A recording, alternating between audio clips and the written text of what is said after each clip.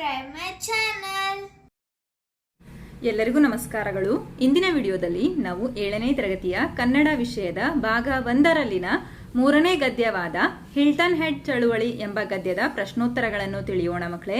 ಈ ಗದ್ಯವನ್ನ ಕವಿ ಶಶಿಧರ್ ವಿಶ್ವಾಮಿತ್ರರು ಬರೆದಿದ್ದಾರೆ. ಕೃತಿಕಾರರ ಪರಿಚಯವನ್ನು ತಿಳಿಯೋಣ. ಕವಿಯ ಹೆಸರು ಶಶಿಧರ್ ವಿಶ್ವಾಮಿತ್ರ. ಇವರ ಜನನ 1940ರಲ್ಲಿ ಮೈಸೂರಿನಲ್ಲಿ ಹುಟ್ಟಿದರು. ವೃತ್ತಿ ಸಂಶೋಧಕರು. ಇವರು ಬರೆದಂತಹ ಕೃತಿಗಳು ಕಿಲ, ಪದಕುಸಿಯೇ ನೆಲವಿಹುದೆ, ಹಿಂದೂ ಧರ್ಮ, ಸೃಷ್ಟಿಯ ರಂಗವಲ್ಲಿ ಇತ್ಯಾದಿ. ಇವರು ಬರೆದಂತಹ ಆತ್ಮಕಥೆ ಸಂಚಿ. ಅಭ್ಯಾಸದ ಪ್ರಶ್ನೆಗಳನ್ನು ನೋಡೋಣ ಮಕ್ಕಳೇ. ಮುಖ್ಯ ಪ್ರಶ್ನೆ, ಕೊಟ್ಟಿರುವ ಪ್ರಶ್ನೆಗಳಿಗೆ ಒಂದು ವಾಕ್ಯದಲ್ಲಿ ಉತ್ತರಿಸಿ. ಮೊದಲ ಪ್ರಶ್ನೆ, ಹಿಲ್ಟನ್ ಹೆಡ್ ದ್ವೀಪ ಯಾವ ಸಾಗರದಲ್ಲಿದೆ? ಉತ್ತರ, ಹಿಲ್ಟನ್ ಹೆಡ್ ದ್ವೀಪ ಅಟ್ಲಾಂಟಿಕ್ ಸಾಗರದಲ್ಲಿದೆ. ಪ್ರಶ್ನೆ 2, ಅಮೆರಿಕದಲ್ಲಿ ವಾಸವಾಗಿದ್ದ ಮೂಲ ನಿವಾಸಿಗಳನ್ನು ಏನೆನ್ನುತ್ತಾರೆ? ಉತ್ತರ, ಅಮೆರಿಕದಲ್ಲಿ ವಾಸವಾಗಿದ್ದ ಮೂಲ ನಿವಾಸಿಗಳನ್ನು ಅಮೆರಿಂಡಿಯನ್ನರು ಎನ್ನುತ್ತಾರೆ. ಪ್ರಶ್ನೆ 3, ಹಿಲ್ಟನ್ ಹೆಡ್ನಲ್ಲಿ ಬಂದಿಳಿದಿರುವ ಶ್ರೀಮಂತರ ಉಡುಗೆ ತೊಡುಗೆ ಹೇಗಿತ್ತು? ಉತ್ತರ, ಹಿಲ್ಟನ್ ಹೆಡ್ನಲ್ಲಿ ಬಂದಿಳಿದಿರುವ ಶ್ರೀಮಂತರ ಉಡುಗೆ ತೊಡುಗೆಗಳು boot, T shirt, cooling glass, skull ಕ್ಯಾಪ್ಗಳು.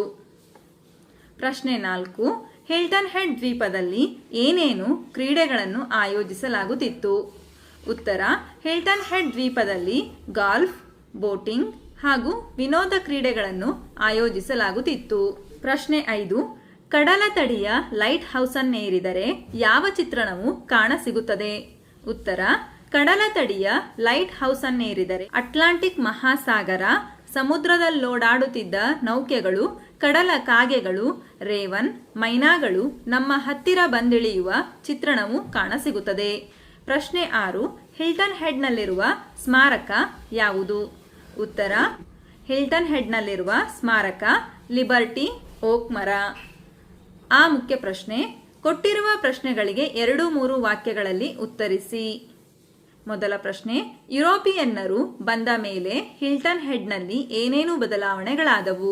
ಉತ್ತರ, ಯುರೋಪಿಯನ್ನರು ಬಂದ ಮೇಲೆ ಹಿಲ್ಟನ್ ಹೆಡ್ನಲ್ಲಿದ್ದ ಕಾಡನ್ನು ಕಡಿದು ನೀಲಿ ನಂತರ ಇನ್ನಿತರ ಬೆಳೆಗಳನ್ನು ಬೆಳೆಯುವ ತೋಟಗಳನ್ನಾಗಿ ಪರಿವರ್ತಿಸಿದರು ಹಾಗೂ ತೋಟ ತುಡಿಕೆಗಳನ್ನು ತೆಗೆದು ರೆಸಾರ್ಟುಗಳು, ಗಾಲ್ಫ್ ಕೋರ್ಸುಗಳು, ಕ್ರೀಡಾ ಮೈದಾನಗಳು, ಬೋಟಿಂಗ್ ವ್ಯವಸ್ಥೆಗಳನ್ನು ಮಾಡಿದರು. ಪ್ರಶ್ನೆ 2, ಹಿಲ್ಟನ್ ಹೆಡ್ ಮೊದಲು ಹೇಗಿತ್ತು? ಉತ್ತರ, ಹಿಲ್ಟನ್ ಹೆಡ್ ದ್ವೀಪದಲ್ಲಿ ಮೊದಲು ಕಾಡಿಗೆ ಕಾಡೇ ಸಾರ್ವಭೌಮವಾಗಿತ್ತು. ಈ ದ್ವೀಪದಲ್ಲಿ ಸ್ಥಳೀಯ ಅಮೆರಿಂಡಿಯನ್ನರು ವಾಸವಾಗಿದ್ದರು. ಸುತ್ತಲೂ ಅಟ್ಲಾಂಟಿಕ್ ಸಾಗರ ಹರಡಿತ್ತು.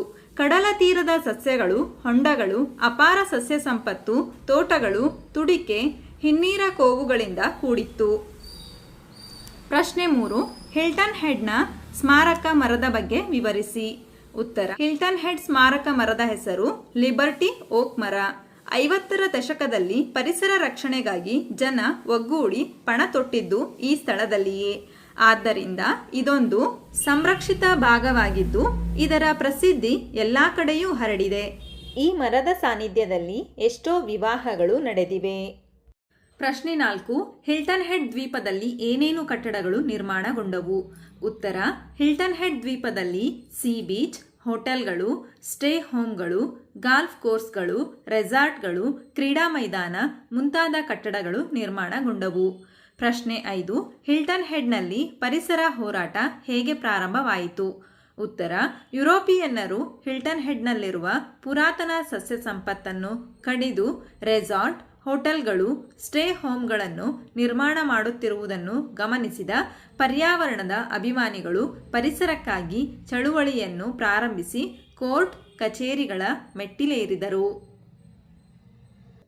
ನಂತರ ಈ ಮುಖ್ಯ ಪ್ರಶ್ನೆ, ಬಿಟ್ಟ ಸ್ಥಳ ತುಂಬಿರಿ.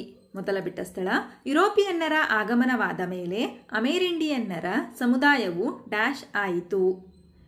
ಇಲ್ಲಿ ಪದಗಳನ್ನು ಕೊಟ್ಟಿದ್ದಾರೆ, ಅದರಲ್ಲಿ ಸೂಕ್ತ ಪದವನ್ನು ಆರಿಸಿ ನೀವು ಬರೀಬೇಕು ಮಕ್ಕಳೇ. ಇದಕ್ಕೆ ಸೂಕ್ತ ಪದ ಧೂಳಿಪಟ. ಯುರೋಪಿಯನ್ನರ ಆಗಮನವಾದ ಮೇಲೆ ಅಮೆರಿಂಡಿಯನ್ನರ ಸಮುದಾಯವು ಧೂಳಿಪಟ ಆಯಿತು. ಎರಡನೆಯ ಬಿಟ್ಟ ಸ್ಥಳ, ಅಟ್ಲಾಂಟಿಕ್ ಸಾಗರವು ಅಮೆರಿಕದ ಡ್ಯಾಶ್ ಭಾಗದಲ್ಲಿದೆ. ಇದಕ್ಕೆ ಸೂಕ್ತ ಪದ ಪೂರ್ವ. ಅಟ್ಲಾಂಟಿಕ್ ಸಾಗರವು ಅಮೆರಿಕದ ಪೂರ್ವ ಭಾಗದಲ್ಲಿದೆ. ಮೂರನೆಯ ಬಿಟ್ಟ ಸ್ಥಳ ವಿಧಿ ಇಲ್ಲದೆ ಕೊನೆಗೆ ಡ್ಯಾಶ್ ಮೊರೆ ಹೋಗಬೇಕಾಯಿತು. ಇದಕ್ಕೆ ಸೂಕ್ತ ಪದ ನ್ಯಾಯಾಲಯದ. ವಿಧಿ ಇಲ್ಲದೆ ಕೊನೆಗೆ ನ್ಯಾಯಾಲಯದ ಮೊರೆ ಹೋಗಬೇಕಾಯಿತು. ಪ್ರಶ್ನೆ 4. ಕಟ್ಟಡಗಳಿಗೆ ತೋರುತ್ತಿದ್ದ ಡ್ಯಾಶ್ ಶ್ರದ್ಧೆಯನ್ನೇ ಜನ ಪರಿಸರಕ್ಕೂ ನೀಡತೊಡಗಿದರು. ಇದಕ್ಕೆ ಸೂಕ್ತ ಪದ ಅಭಿಯಂತರ. ಕಟ್ಟಡಗಳಿಗೆ ತೋರುತ್ತಿದ್ದ ಅಭಿಯಂತರ ಶ್ರದ್ಧೆಯನ್ನೇ ಜನ ಪರಿಸರಕ್ಕೂ ನೀಡತೊಡಗಿದರು. 5ನೆಯ ಬಿಟ್ಟ ಸ್ಥಳ ದ್ವೀಪದ ಸೌಂದರ್ಯವನ್ನು ಹೆಚ್ಚಿಸಿಕೊಳ್ಳಲು ಮೊದಲು ಎಲ್ಲರೂ ಸೇರಿ ಡ್ಯಾಶ್ ನಡೆಸಿದರು. ಇದಕ್ಕೆ ಸೂಕ್ತ ಪದ ಮಂತ್ರಾಲೋಚನೆ. ದ್ವೀಪದ ಸೌಂದರ್ಯವನ್ನು ಹೆಚ್ಚಿಸಿಕೊಳ್ಳಲು ಮೊದಲು ಎಲ್ಲರೂ ಸೇರಿ ಮಂತ್ರಾಲೋಚನೆ ನಡೆಸಿದರು. ಪ್ರಶ್ನೆ 6. ಹೋರಾಟ ಮುಂದುವರಿದ ಬಳಿಕ ಹಿಲ್ಟನ್ ಹೆಡ್ ಡ್ಯಾಶ್ ಕಂಗೊಳಿಸತೊಡಗಿತು. ಇದಕ್ಕೆ ಸೂಕ್ತ ಪದ ನಂದನವನದಂತೆ. ಹೋರಾಟ ಮುಂದುವರಿದ ಬಳಿಕ ಹಿಲ್ಟನ್ ಹೆಡ್ ನಂದನವನದಂತೆ ಕಂಗೊಳಿಸತೊಡಗಿತು.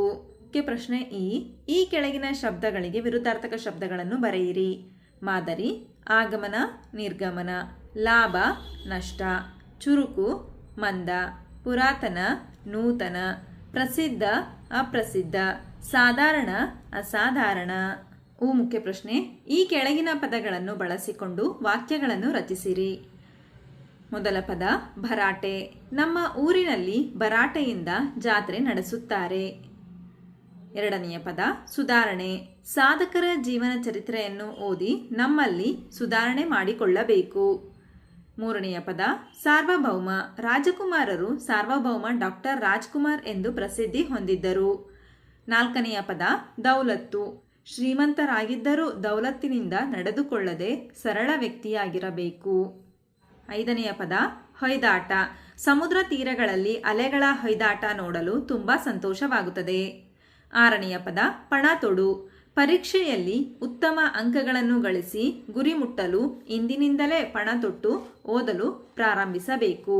ಏಳನೆಯ ಪದ ಅಭಿಮಾನಿ. ನಾನು ಭಾರತದ ಪ್ರಧಾನಿ ನರೇಂದ್ರ ಮೋದಿಯವರ ಅಪ್ಪಟ ಅಭಿಮಾನಿ. ಹಾಗಾದರೆ ಮಕ್ಕಳೇ, ಈ ಗದ್ಯದಲ್ಲಿ ಬರ್ತಕ್ಕಂತಹ ಎಲ್ಲ ಪ್ರಶ್ನೆಗಳಿಗೆ ನಿಮಗೆ ಉತ್ತರ ಲಭಿಸಿದೆ ಅಂತ ನಾನು ಭಾವಿಸ್ತಾ ಇದ್ದೀನಿ. ಧನ್ಯವಾದಗಳು. ನಮ್ಮ ವಿಡಿಯೋ ಇಷ್ಟವಾದಲ್ಲಿ ಪ್ಲೀಸ್ ಸಬ್ಸ್ಕ್ರೈಬ್ ಮಾಡಿ, ಲೈಕ್ ಮಾಡಿ, ಶೇರ್ ಮಾಡಿ, ಪ್ರೋತ್ಸಾಹಿಸಿ.